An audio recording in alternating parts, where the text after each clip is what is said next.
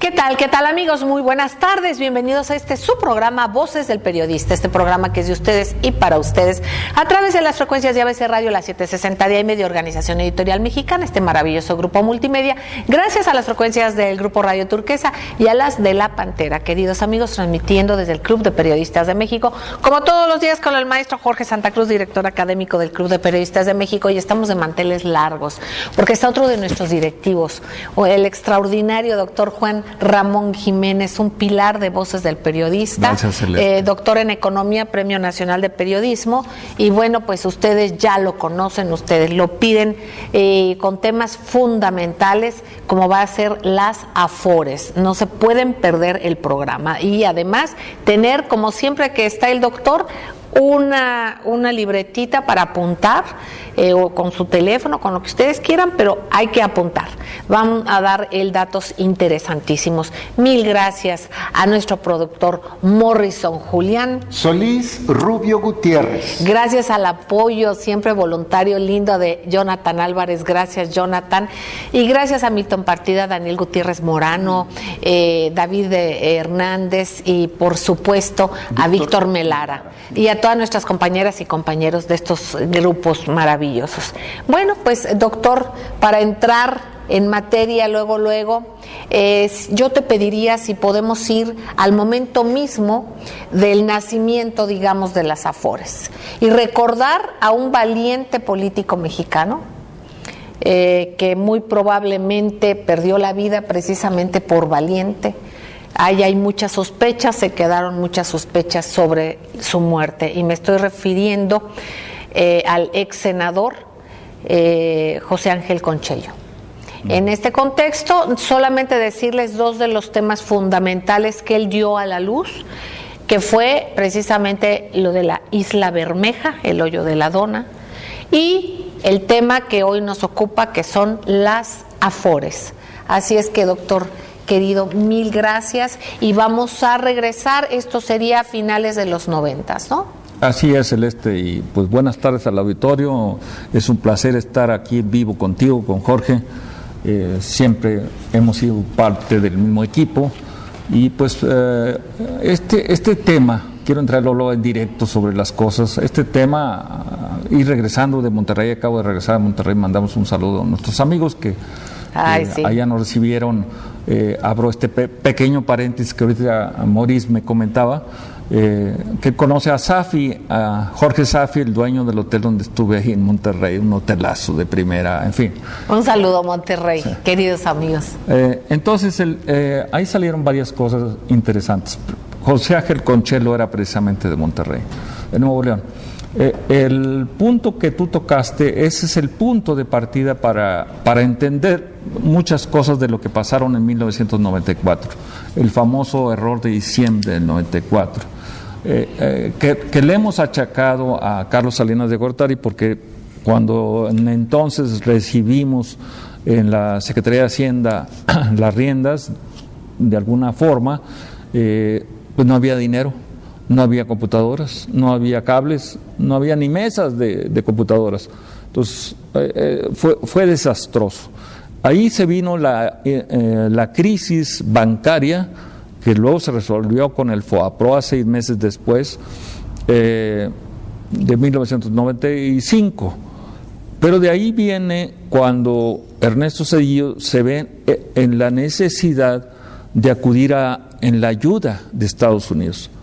Y pues en Estados Unidos William Clinton le dijo claro, y hemos hecho una investigación en el tiempo de qué fue lo que se le pidió a Ernesto Zedillo que dejara a cambio de que Estados Unidos rescatara a México de un préstamo brutal de $50,000 millones que fue el préstamo de aquel entonces. Pues se le pidió primero la factura petrolera, que entregara la factura petrolera, que negociara, que empezaran la negociación de los hoyos de la Dona, desapareciendo la Isla Bermeja, que era una isla incómoda. ¿Por qué? Porque era importante para delimitar los territorios llenos de petróleo entre México y los Estados Unidos.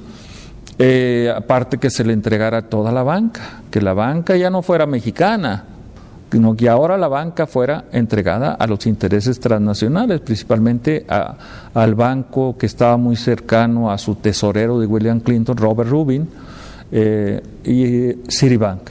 Entonces Citibank hasta la fecha es el gran banco de los Estados Unidos, que junto con JP Morgan, que es la mancuerna, manejan en activos 4.4 trillones de dólares. 4.4 trillones de dólares. El PIB de los Estados Unidos es de 15 trillones de dólares.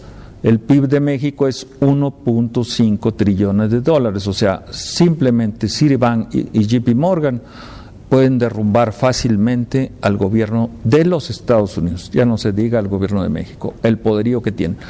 Eso nada más en activos, Celeste. Si hablamos de los derivados financieros de Citibank andan superiores al PIB de los Estados Unidos. O sea, el poderío que tiene Citibank es enorme. Y todo eso nace precisamente en la época de los Clinton. Entonces, ¿qué le pidieron a México? Insisto, primero la negociación de los hoyos de la aduana, todo lo que tenía que ver con petróleo. Segundo, la banca. Tercero, las AFORES, o sea, que los fondos de pensiones se privatizaran y se le entregaran a los bancos. Y cuarto, pues prácticamente todo el país, porque el hecho es que ahora el heredero o ¿qué podríamos decir, Jorge? El operador de todo eso ha sido el señor Larry Fink del fondo de inversión enorme BlackRock, que está muy ligado con Blackstone. Y si tenemos un poco de memoria, Blackstone es el que lucró con la caída de las Torres Gemelas de Nueva York. Fue el gran ganador, financieramente hablando, de la caída de las Torres Gemelas de Nueva York, que eran empresas paraestatales del gobierno de Nueva York y del gobierno de New Jersey, y al caerse se hicieron privadas y todo el estado benefactor de Roosevelt se cayó. Se cayeron las Torres Gemelas, se cayó todo el estado benefactor de Roosevelt. Es decir, Estados Unidos está en una situación similar a la nuestra, guardando las comparaciones y las cifras, pero todo se cayó con las Torres Gemelas. El gran ganador, Silverstein, el dueño de Blackstone, era compañero de banca de George Bush Jr. en la Universidad de Yale y luego en Harvard. Entonces todo esto viene armado desde la Universidad de Yale, y ahí hay un libro de un personaje que vivió aquí en el centro de la Ciudad de México, el doctor Ross, y que escribió un libro que les recomendamos, nada más que está excesivamente escaso, La anexión de México. Imagínate los tamaños de la conspiración en este sentido que viene desde la Universidad de Yale. Pues, queridos amigos, vamos entendiendo muchas más cosas siempre que escuchamos al doctor Juan Ramón Jiménez. Entendemos muchas de las razones de lo que se vive, muchas de las maneras de cómo se depreda. No hay razón, bueno, más bien para eso no hay razón, muchas de las sin razones. Jorge, querido. Sí, Celeste, y esto nos permite entender muy bien cómo ahora, por ejemplo, el actual gobierno ha comprometido el ahorro de los trabajadores mexicanos vía el Citibank y vía BlackRock, que con ese dinero, el de nuestros trabajadores, financian proyectos petroleros que antes le correspondían a Pemex. Y lo hacen con una trampa. Si hay alguna ganancia, será para las empresas petroleras. Si hay pérdidas, será a cargo de las AFORES y de los ahorros de los mexicanos. Es un crimen deleznable, todos son deleznables, pero este es un crimen financiero de la peor ralea, Celeste. Y aquí podemos entender, queridos amigos, cuando hablamos de Estados Unidos, no podemos hablar o se habla como una cuestión, un bloque, no. Ahí hay divisiones, hay pugnas de poder, lo hemos dicho, económicos. Aquí el nuevo grupo económico del señor Trump difiere y contrapuntea con los de los Clinton, por ejemplo, los neoconservadores. Entonces, es un escenario sumamente complejo. Por otra parte también, y son de todos estos tornillos que uno no alcanza a ver, por ejemplo, se dice que también se acaba de ir hace unos días el señor presidente de México a poner tuercas, a apretar más para asegurar la reforma energética, fuera el cambio que fuere, para que de alguna manera participen más empresas. O sea, al meter más cosas privadas, pues se va complicando todo. ¿Qué nos puedes compartir, pues, doctor? Lo que decía Jorge es lo esencial. La clase trabajadora en México es la que ha soportado la verdadera crisis que se soltó en 1994. No se puede entender la solución de esa enorme, gigantesca crisis económica, financiera, bancaria, si no se tiene idea de que la clase trabajadora es la que ha soportado esa situación, y que precisamente ahora que viene el 1 de mayo, pues que entienda la clase trabajadora que tiene que aprender primero a defender sus propios recursos, las afores, y luego a defender los dineros de la nación. La pregunta muy obvia es: ¿por qué no han podido defender sus propios recursos? Porque los sindicatos, la gran mayoría de los sindicatos, no han funcionado para ellos. Pero ahorita lo platicaremos en este... Funcionan a la inversa. Así es. Una buena parte. Queridos amigos, vamos a un corte y enseguida regresamos. Gracias. Gracias, queridos amigos, gracias por seguir con nosotros en las frecuencias de ABC Radio, las 760 de AM de Organización Editorial Mexicana, en el grupo Radio Turquesa y en las frecuencias de La Pantera. Seguimos, el maestro Jorge Santa Cruz, su servidora, platicando con el doctor Juan Ramón Jiménez, también parte fundamental de Voces del Periodista y del Club de Periodistas de México. Si les parece, Jorge, querido maestro, preguntarle al doctor Juan Ramón Jiménez, fíjense, él nos mencionaba de todo esto que fue el error de diciembre y qué pidieron los Clinton finalmente para apoyar con esos 50,000 millones de dólares. Bueno, pidieron los bancos, el petróleo, todo lo de la Isla Bermeja, el hoyo de la Dona, todo, o sea, todo. Pidieron la deuda pública. Pidieron deuda, petróleo, bancas, las afores, por supuesto, y faltaba el quinto elemento que ahorita en el corte nos lo comentaba el doctor Juan Ramón Jiménez, que es la cláusula democrática, así denominada, lo recordó el maestro Jorge Santa Cruz, y bueno, es el cambio, lo que le llamaron la alternancia supuesta, el cambio de careta, porque finalmente y económicamente no se percibió el cambio, no sé si estoy equivocada, pero bueno, el cambio de la entrega del PRI al PAN. ¿Es así? Así es, ahí nació el PRIAN prácticamente. Y tengo los elementos para comentarlo. Una de mis alumnas, que jamás diré el nombre de ella por seguridad de ella, estuvo en ese operativo que se llevó a cabo en la calle de Cantú número 9, en la colonia Nueva Anzures. Ahí estaba la empresa Desk, que es esta empresa, el director de esa empresa era nada menos que Luis Telles Kunstler. Entonces ahí se llevó a cabo, ahí se instaló el Centro de Cómputo Alterno a las elecciones del año 2000. Entonces el director de ese proyecto fue el actual secretario de Economía, Ildefonso Guajardo. Entonces estamos hablando de que esto fue una de las exigencias de los Clinton para que se le entregara el poder del Partido Revolucionario Institucional al Partido Acción Nacional. Telles Kunstler fue posteriormente el fundador del CISEN, nuestra CIA mexicana, y además fue el director del fondo de inversión de la CIA llamado Grupo Carlyle. O sea, que no estamos hablando de cosas.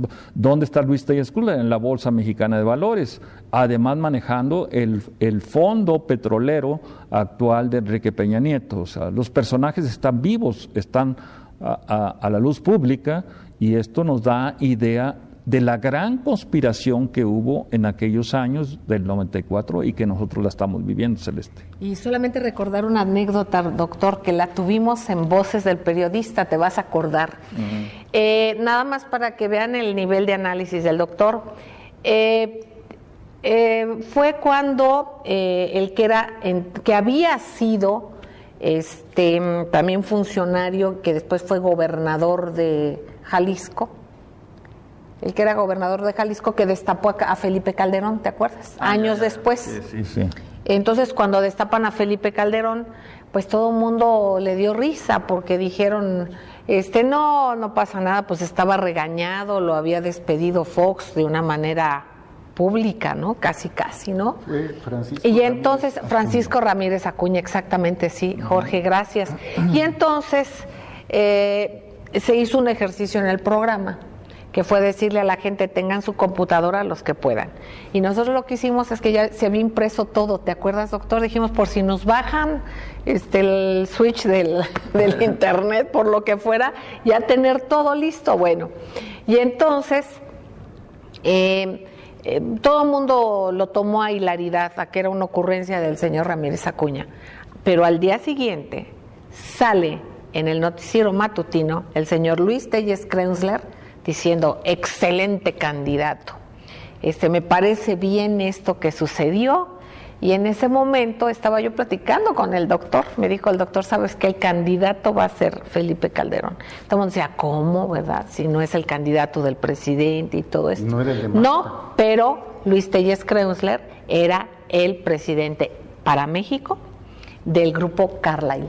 El ejercicio que se hizo en Voces del Periodista fue abrir la computadora, abrirlo, decir a qué se dedicaba ese grupo, que te decían, elegantemente te dicen defensa, pero obviamente es un grupo de guerra y que tiene otras cuestiones de seguridad, como puede ser la comunicación. O sea, es un grupo tremendo, ¿no? Entonces se abrió, y si se le picaba Tim, quien salía, ¿te acuerdas? Por ahí salió también otro señor, que empieza con A su apellido. Sí. Y luego... Pues fue mi jefe, hay que decirlo, o sea, fue mi jefe en la Secretaría de Energía, Minas, Industria Paraestatal, Joaquín Ávila Garcés. Exacto. Egresado también de la Universidad de Yale. Entonces resulta que el señor Ávila, pero el representante en México del grupo Carlyle, Luis Telles Krenzler. Pero esto es para que vayan viendo cómo son las fichas y cómo es increíble todo esto, que para nosotros que no conocemos de lo que está debajo del tapete, pues no se va ligando. Eso es la importancia de tener todos estos elementos. Y ahora ya se va viendo todo, ¿no, doctor? Ya se va jalando los hilos, es lo que comentábamos, Jorge. Sí, Celeste, por ejemplo, comentábamos con el doctor Juan Ramón Jiménez un poquito antes de comenzar el programa, cómo ya se está manejando en los medios que tienen una línea neoliberal, que Pemex se dispone ya a analizar con seriedad su ingreso a la Bolsa Mexicana de Valores. O sea, son consecuencias de todo lo que ocurrió en el sexenio de Salinas y después en el de Zedillo. Así es, fíjate que el asunto, como decía la gente de Monterrey ahora, Salinas se dedicó prácticamente al petróleo y a la minería, ¿sí? Entonces, ¿qué es lo que estaba dejando fuera de su control? Pues los fondos de pensiones de los trabajadores. Esos ya estaban negociados con los Clinton, él no se metió con los Clinton, él pertenece al grupo de los Bush, y bueno, ahí es donde empiezan a nacer todo este tipo de situaciones en las cuales tiene uno que delimitar exactamente el área de operación de cada uno de ellos. Son mafias perfectamente, mafias políticas, mafias económicas, mafias financieras, mafias bancarias que se han metido profundamente en México y que tenemos que sacarlos con mucha inteligencia, o tenemos que controlarlos o quitarles las uñas o como se le quiera llamar, pero con mucha inteligencia, porque prácticamente lo que estamos viendo ahorita es que la clase trabajadora no pelea por sus dineros, sus afores, no está enterada siquiera. Y sobre eso yo quisiera profundizar un poco, decirles, recomendarles, para empezar a conocer, entren a la página de la CONSAR. La CONSAR ahí tiene toda la información estadística hasta el mes de marzo. ¿Qué pueden encontrar ahí? ¿O qué me encontré yo de entrada? Que hay 11 afores y solamente una, Banorte, es la que deja la recaudación de las afores en el Banco de México. Las 10 afores restantes hacen con el dinero de los trabajadores lo que ellas quieran hacer. No hay rendición de cuentas, no hay transparencia, no hay uso de dineros, no hay nada, absolutamente nada. Entonces el trabajador está verdaderamente con las manos amarradas. O sea, ¿qué quiere decir esto? Que solamente el 20% de las afores, de las 60 millones de cuentas de gente que está en afores, está respaldada. Solamente el 20%. El 80% no tiene respaldo. Hay papeles, pero los papeles no tienen nada de validez, porque te van a decir, te van a meter los técnicos financieros, que son muy buenos para enredarte, te van a decir, no, pues es que ese es un problema de las AMAFORES, o este es un problema de las CIEFORES, o este es un problema de la CONSAR, o este es un problema de X. Se van a tirar la pelota, pero el hecho, ahí están las cifras, estamos hablando de 250,000 millones de dólares, lo que hay recaudado en las afores, 250,000 millones de dólares, aproximadamente el 18% del Producto Interno Bruto del país está soportado por los trabajadores. Entonces, eso es importante para que en tu programa, Celeste, Jorge, pues le pidamos a la gente que ya empiece a buscar el interés propio, que son sus propios dineros.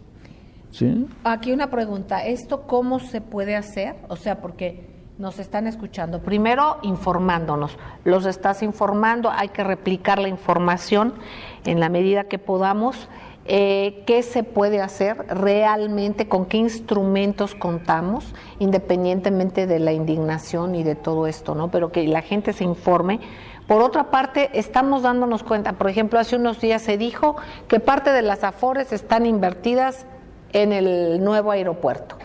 Y se pregunta qué porcentaje, dicen, no quieren transparentar exactamente los datos. Entonces digo, realmente lo que tú dices es muy delicado, que se toma el recurso de los trabajadores y ni siquiera se informa realmente, o si hay un instrumento que informe realmente. No hay una información real. Solamente, insisto, la que aparece en CONSAR es la oficial. Y esa es la que hay que hacer, pero yo sería de la idea de crear una comisión de la verdad, o sea, una comisión de la verdad para las afores, que los trabajadores verdaderamente exigieran toda la información relativa. Aparte, como en el programa anterior que hablamos sobre el cártel bancario, allá en Estados Unidos los fondos de pensiones tienen especialistas para que se hacen la reunión tipo asamblea de accionistas y se le informa a la sociedad en qué se está gastando el dinero. Aquí no, aquí dicen, lo gastamos en esto. Ustedes no se preocupen, tienen garantizadas sus afores y les damos el 5% de interés anual, pero ellos están ganando hasta el 1000% en ese dinero que no es dinero de ellos, están especulando. En jinetear. Sí, primero en el jineteo. Pero están ganando en la Bolsa Mexicana de Valores, porque la Bolsa Mexicana de Valores apalanca a las grandes empresas norteamericanas. O sea, ahí es muy importante que veamos eso. O sea, nuestros fondos de pensiones están apalancando a la Bolsa de Nueva York. O sea, si la Bolsa de Nueva York pierde México por default. Segundo, se están invirtiendo en fibras, estos fideicomisos de inversión en bienes raíces. ¿Quién les dijo que tal o cual inversión era la buena? No, es que ellos tienen sus especialistas, los banqueros. Pero, ¿y la sociedad? La que está poniendo el dinero, la que está... hago una situación muy importante. La gente de mi generación ya está en cierta forma asegurado. O sea, los que entramos desde el 97 estamos asegurados. Lo peligroso es la gente joven. O sea, ellos sí pueden perder totalmente sus afores. Uno puede decir, pues ese 20% que está garantizado es para la generación nuestra. pero toda la generación joven no tiene garantizadas sus afores, absolutamente no, porque insisto, son 10 empresas que manejan los fondos de pensiones y ninguna está entregando sus dineros al Banco de México. O sea, son 11 y solamente una entrega Banorte. Que es Banorte. Sí. Ok. Queridos amigos, vamos a ir un corte. ¿Cuánto tiempo tenemos, Jonathan? Ya vamos al corte. Bueno, vamos al corte. Regresamos el maestro Jorge Santa Cruz y su servidora con el doctor Juan Ramón Jiménez. No tardamos. Gracias, queridos amigos. Gracias por seguir con nosotros en ABC Radio, la 760 de AM de Organización Editorial Mexicana, en el gran grupo Radio Turquesa, La Joya del Sureste y en las frecuencias de La Pantera, el maestro Jorge Santa Cruz y su servidora. Estamos charlando con el doctor Juan Ramón Jiménez, doctor en Economía, un académico de primer nivel, tanto en nuestro país como fuera de él, es reconocido, además de Premio Nacional de Periodismo. Gracias. Doctor querido, dando seguimiento a todo esto, más o menos a partir de cuándo se empezó a transnacionalizar el dinero nuestro, el dinero mexicano, hacia Estados Unidos. Sí, Celeste, la fecha exacta fue el 8 de octubre del 2002. Ese es el momento en que la Secretaría de Hacienda, el Banco de México, pero sobre todo la CONSAR, saca un memorándum, porque ni siquiera fue una regla, no fue una ley, fue un memorándum para que los fondos de pensiones mexicanos cotizaran en la Bolsa de Chicago, la Chicago Mercantile Exchange, y en la otra de Chicago que se llama Chicago Board of Trade, CBOT. En esas dos bolsas escogieron ellos, ¿en base a qué? No lo sabemos. Escogieron que se canalizara el 20% de las afores mexicanas hacia Chicago. Posteriormente, el otro 20%, no les bastó solamente el 20% sacarlo del país, sino otro 20% lo canalizaron a Nueva York, a la bolsa tecnológica conocida con las letras NASD de dedo AQ, Nasdaq. En aquel entonces la Nasdaq estaba dirigida por el director de la Escuela de Negocios de la Universidad Yeshiva de Nueva York, aquel gran personaje que luego defraudó hasta su contador, ¿te acuerdas? Ajá. Madoff. Sí. Entonces pusieron en manos de Madoff el 20% de las afores mexicanas. Que después se suicidó, ¿no? No, Madoff está en la cárcel todavía. No, pero un personaje cercano a él se suicidó. Se suicidaron varios alrededor de él. Sí. Bueno, esos suicidios también, o sea... suicidios, bueno, sí, perdón que saqué el tema. Perdón. No, está bien, porque tanta cosa que no se sabe. No se sabe hasta la fecha, ¿no? Se dijo que el contador, los contadores siempre son los que están en peligro inmediato, pues el contador se suicidó. Y después varias gentes que estuvieron alrededor de ese gigantesco fraude en la Bolsa Tecnológica de Nueva York, ahí estaba en un índice bursátil poco conocido, que son las 3 Q. No sé por qué les gustó eso, pero el hecho es que en ese índice pusieron el 20% de las acciones de las afores mexicanas. Acá en México todo el mundo distraído, metido en fútbol, bueno, unas cosas que el pueblo le gusta, pero no hay nadie que vigile eso, no hay comisiones de vigilancia, no hay unidades de inteligencia financiera, ni por parte de la sociedad civil, ni por parte del grupo empresarial, ni por parte de los partidos políticos. O sea, nadie hace inteligencia en este país. Por 25 años, tanto en el Tecnológico Monterrey como en la UNAM, he estado yo predicando de que es necesario que la UNAM tuviera un centro de inteligencia financiera, que el TEC de Monterrey tuviera un centro de inteligencia financiera, pero para darle seguimiento sobre todo a los trabajadores de este país. Eso es lo que me preocupa mucho, que nuestra gente, nuestra clase trabajadora esté soportando el peso de la crisis cuando la clase política, los partidos, la presidencia, los congresos, las cámaras empresariales, todo mundo está apalancada de nuestras afores, de nuestros trabajadores. Entonces, para mí es verdaderamente el mayor saqueo que haya habido en cualquier país del mundo, que nuestra clase trabajadora siga soportando eso con salarios de miseria, quitándole siempre a nuestros trabajadores lo que legalmente les debería corresponder. Insisto, en Estados Unidos los fondos de pensiones tienen especialistas financieros, se reúnen, como si fueran una asamblea de accionistas, y los pensionados, los jubilados, ¿en qué vas a invertir el dinero? ¿Cuánto nos va a dar de rentabilidad al fondo de pensiones, etcétera? Todos los fondos de pensiones allá en Estados Unidos hacen eso. Aquí en México no. Aquí en México es el gobierno el que les dice, bueno, estamos utilizando tus dineros. Si se van al aeropuerto, no hay problema. Si se suspende el aeropuerto, tú no te vas a ver afectado. ¿Cómo no te vas a ver afectado? Claro que sí, porque son nuestros dineros de los trabajadores.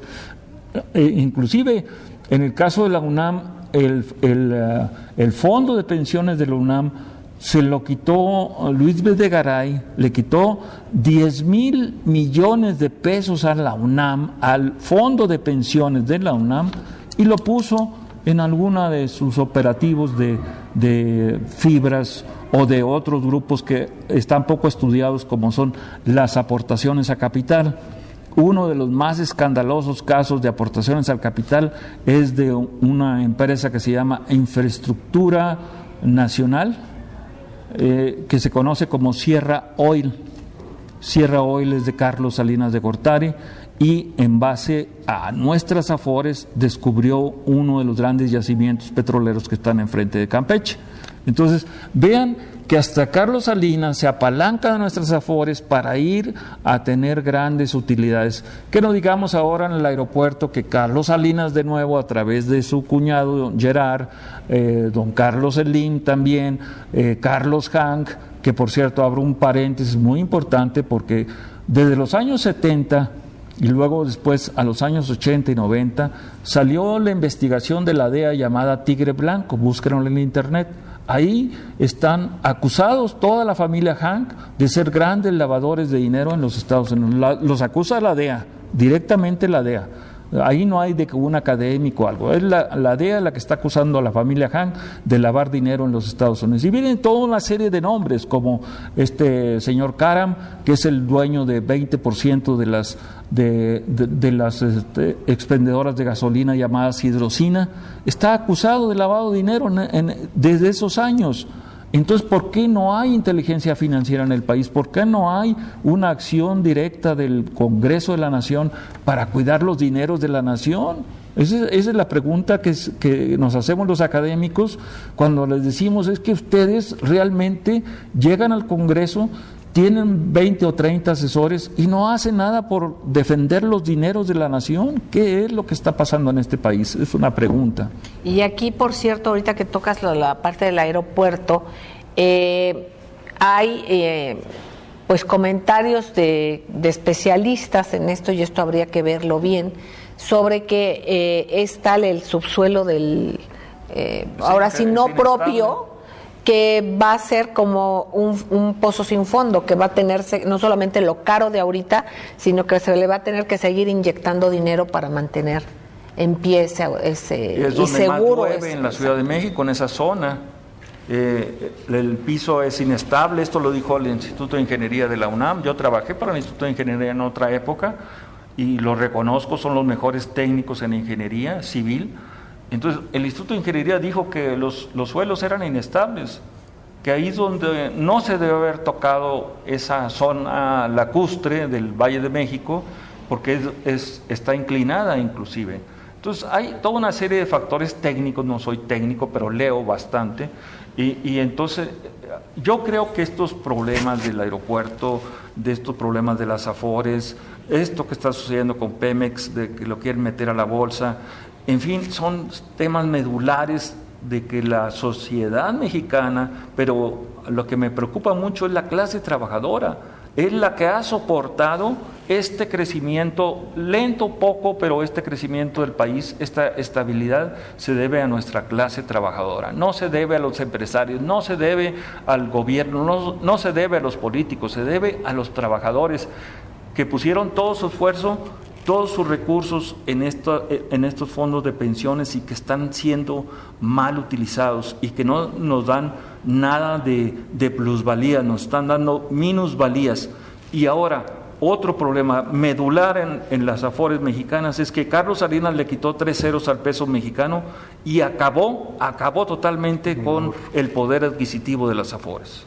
Queridos amigos, vamos a un corte y enseguida regresamos. No tardamos, gracias. Gracias, queridos amigos. Seguimos en Voces del Periodista en ABC Radio, en la 760 de AM, en Grupo Radio Turquesa y las frecuencias de La Pantera. Jorge, querido, aquí con el gusto de estar con el doctor Juan Ramón Jiménez, pieza fundamental de Voces del Periodista. Y bueno, retomando ese tema de las Afores, hay cosas que están en el tintero que se van a tocar, como qué pasa con los jóvenes, que es el tema que está, pero también yo no quisiera dejar de preguntar qué va a pasar y lo que nos repases estos 5 puntos de la nueva conspiración de Yale, de acuerdo a todo esto que nos has compartido. Sí, Celeste, esto fue en base a este libro que recomendé del doctor Ross, ajá, que vivió 5 años aquí en el centro histórico de la Ciudad de México para conocer a México. ¿Sí? Y entonces él planteó cómo iba a venir la anexión de México en base a esa conspiración de Yale. Pero esta nueva conspiración de Yale, manejada por los intereses de la familia Clinton, por Huesos y Calaveras, este famoso grupo tenebroso que tiene todos los puestos de poder en Estados Unidos, independientemente de quién sea el presidente, Huesos y Calaveras, Skulls and Bones, donde dicen que está la cabeza de Francisco Villa, que ningún mexicano, ni un presidente, ni un Congreso ha pedido explicación a Huesos y Calaveras, a la Universidad de Yale, por la cabeza de Francisco Villa. Nomás para que se vean cómo es el pueblo de México, de dejado, de abandonado, de falta de historia, de conocimiento de nuestro país. Entonces, la nueva conspiración de Yale está basada en el petróleo, la primera parte, la negociación de los hoyos de la Dona occidentales, la desaparición de la Isla Bermeja, la falta de control de Pemex en base a las aguas profundas, sobre todo en la frontera de Texas con México. No hay investigadores. Recuerdo que en algún programa dijimos, Miriam Grunstein es la única experta en aguas profundas. Pero Miriam Grunstein nació en Dubái, es hija de un político mexicano, no recuerdo su nombre, fue uno de los compañeros en la Secretaría de Energía, Minas e Industria Paraestatal, y el único mexicano que había en ese, de repente, ese especialista, de repente lo atropellaron, así, saliendo del Hotel María Isabel, ahí en un lado de la Embajada Americana. O sea, cosas raras en este país. Entonces no tenemos especialistas en aguas profundas. Ahí estamos perdiendo casi todo el control sobre el Golfo de México. Después entraría el problema de la banca. O sea, le exigieron a Zedillo, entrega la banca a los intereses internacionales. Calderón inclusive entregó una Afore al presidente de Colombia, Uribe, Sura, la empresa Afore Sura. Para que vean que estamos entregando el recurso de los trabajadores a quien el presidente se los quiere entregar. El tercero fue el caso de privatizar los fondos de pensiones. Ya quisiera yo que en Estados Unidos tocaran los fondos de pensiones que desde la época del presidente Roosevelt están intocables. O sea, nadie puede tocar los fondos de pensiones de los trabajadores de Estados Unidos hasta la fecha. Qué bueno que nadie los toque. Y cuarto, decíamos, era el caso de... recuérdame, Celeste. Estaba la banca, las Afores, los bancos, el petróleo, la deuda pública. La deuda pública también es muy importante. Está desatada con Enrique Peña Nieto. Ya la deuda pública soberana está en 150% del PIB, lo cual al próximo presidente que entre, cualquiera que sea, le va a tocar una bomba de tiempo, que es la deuda soberana. O sea, el país está quebrado, no hay forma de recuperar esto sino con mayor deuda pública, reestructuraciones de la deuda, etcétera. ¿A quién se le entregaron o quién exigieron los Clinton que se entregara la deuda pública? A Goldman Sachs. Goldman Sachs es parte del corporativo Citibank. Hubo una investigadora conocida mía, Lynn Amos, que precisamente la asesinaron por encontrar movimientos de dinero del narcotráfico entre el Banco de México y la Tesorería de los Estados Unidos. Y ella corrió de México a Washington, donde vivía, en una zona residencial importante, en Georgetown, en Washington, y ahí la asesinaron vilmente, la quemaron viva. Entonces, esto para nosotros acá en México es verdaderamente importante que tengamos la información. Allá en Estados Unidos lo pasaron en la televisión de las 6 de la tarde, en un programa de aquel personaje que hacía de Elliot Ness en la televisión norteamericana, y dijeron en ese programa, ¿quiénes son los culpables? Los banqueros mexicanos. Entonces, hay muchas cuestiones alrededor, pero eso sería lo importante. Y finalmente, la transferencia del poder del PRI al PAN, en donde nace el PRIAN, y que hasta la fecha sigue siendo el gran poder político en el país. Lo demás, pues cada quien tendrá su punto de vista, pero creemos que esto es parte de una gran conspiración para anexarse a México, a los Estados Unidos, y no solamente a los Estados Unidos, ojalá fuera a los Estados Unidos, a la familia Clinton. Bueno, pues aquí hay tantas cosas que comentar, y por cierto no quiero dejar pasar, nada más hago un paréntesis. Hace unos días me llamaron, me mandaron incluso un correo para preguntarme qué opinaba yo de este nuevo mundial de 2026 de México, un mundial tripartita, Estados Unidos, Canadá y México. Por supuesto, falta mucho tiempo para ver qué opinaba yo de la inseguridad en México, pero aquí lo curioso y lo que se da uno cuenta es cómo esto es un planteamiento muy posible para intervenir todavía y de una manera más directa en la cuestión de la seguridad del país, no sé, con el conque del fútbol, ¿no? Pero bueno, maestro Jorge Santa Cruz. Y bueno, si me lo permites, Celeste, Juan Ramón, amigos, esto podría incidir en la elección del 1 de julio. Estamos hablando del PRIAN, yo nada más así lo dejaría, Celeste.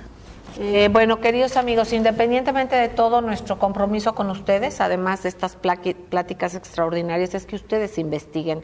Ustedes se pueden estar de acuerdo, no estar de acuerdo, estar conformes o no, ustedes investiguen. Hay datos importantes, datos suficientes en este programa y en este caso, bueno, del doctor Juan Ramón Jiménez. Se van a hacer, además de los cursos de lectura crítica y lo que sigue de los cursos con el maestro Jorge Santa Cruz y de otros que también está viendo, de los mismos que ya se han dado, usted puede hablar e informarse. Está el de lectura crítica. Lectura crítica, las claves de la manipulación, a partir del sábado 12, 19 y 26 de mayo y el 3 de junio, de 9 a 12 de la tarde. Nos puede marcar al 5512-8661 y 5512-8669. Pero ahora el curso que dará el doctor Juan Ramón Jiménez se llamará Moneda y Banca. Va a ser de 15 días, una semana dedicada a la banca y otra semana a la moneda. Todo esto es para que sepamos no solamente de los manejos de estos grandes consorcios y de lo que se hace con el dinero nuestro y el dinero de la patria, sino también qué podemos hacer nosotros de una manera doméstica y muy directa, digámosle, ¿no, doctor? También. Sí, lo ideal sería lo que me preguntaste, cómo empezar a hacer una transparencia o al menos investigación sobre los dineros de la nación. Yo propongo una convención nacional hacendaria, ojalá nos escucharan los candidatos a la presidencia, porque es importante saber dónde están los dineros de la nación, dónde están invertidos, qué tanto es lo que se debe, pero con una transparencia y con una auditoría ciudadana.